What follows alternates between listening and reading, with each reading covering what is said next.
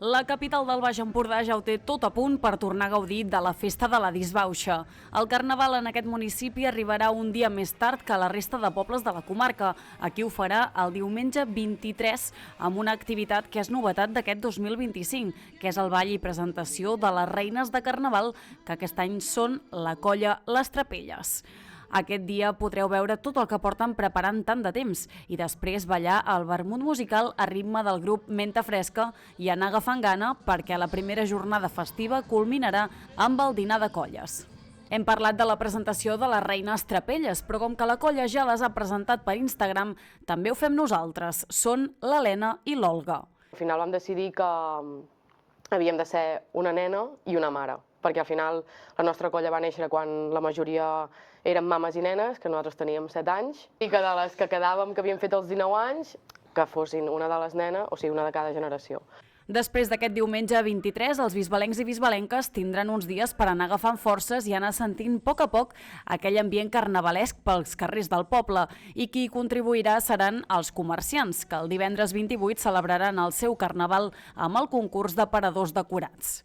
Cadascú se'l munta a la seva manera, amb una temàtica diferent i així, i llavors hi ha un concurs, hi ha uns premis, etc. Està molt bé, la veritat és que és molt xulo i porta bastant ambient i bueno, està molt currat, la veritat. També agrair des d'aquí també a la Federació del Comerç, que també són qui gestionen tot això i també ens ajuden i col·laboren per fer-ho encara millor cada any. El gran dia, però, com sempre, serà el dissabte de la següent setmana. Enguany cau en dia 8 de març i el ritme de la música ja se sentirà des de primera hora a la plaça del Castell, on hi haurà xocolatada i animació infantil. La festa seguirà a 2:15 del migdia al Museu Terracota amb vermut i botifarrada amb el grup A Palo Seco animant el dinar. És obert a tothom, poden comprar tiquets. Molt gruix de la botifarrada, potser sí són moltes colles que et demanen ja 15-20 botifarres per la colla, però després hi ha molta gent de la Bisbal que s'acosta amb el vermut i bueno, la veritat és que ens ha funcionat sempre molt bé i la gent sembla que li agrada, doncs mentre tinguem gent continuarem endavant.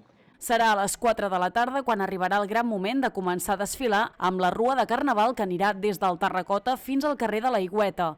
L'entrega de premis serà a les 7 de la tarda a l'escenari que estarà ubicat a Torre Maria. Com és habitual, però, a la nit encara hi haurà més festa i la de Carnaval de la Bisbal, organitzada pels Voltors, sempre és de les festes nocturnes més esperades a la comarca. A més, enguany tenen un cartell de luxe i actuaran els Buos, l'Orquestra Diversiones i els DJs Anna Gisbert i Carlos Selecta. Ve molta gent de fora, generalment gent que té ganes de carnaval, i crec que poca gent va sense disfressar. Vull dir que jo animo tota aquesta gent que té ganes de disfressar-se, que té ganes de passar-s'ho bé, que té ganes d'escoltar bona música, doncs cap al pavelló Firal de la Bisbal el dia 8 de març a partir de 2:15 de la nit. I ara que ja sabeu quines seran les activitats a la capital, com diu el lema del cartell d'aquest any, viu el Carnaval de la Bisbal 2025.